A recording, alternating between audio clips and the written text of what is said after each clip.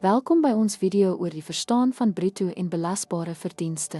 Ons sal die verskille tussen hierdie twee konsepte ondersoek en hoe dit jou finansiële beplanning en belastingverpligtinge as 'n Rosebank Kollege student beïnvloed.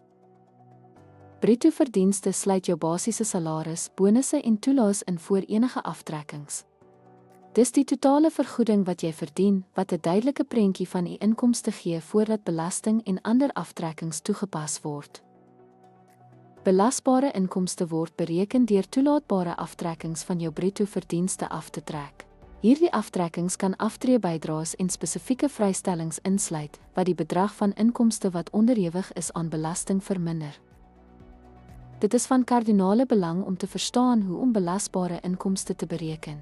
Deur nie belasbare inkomste en toepaslike aftrekkings van bruto verdienste af te trek, kan jy die bedrag van inkomste bepaal wat belas sal word. Ten slotte verteenwoordig bruto verdienste jou totale inkomste, terwyl belasbare verdienste jou belastingaanspreeklikheid bepaal.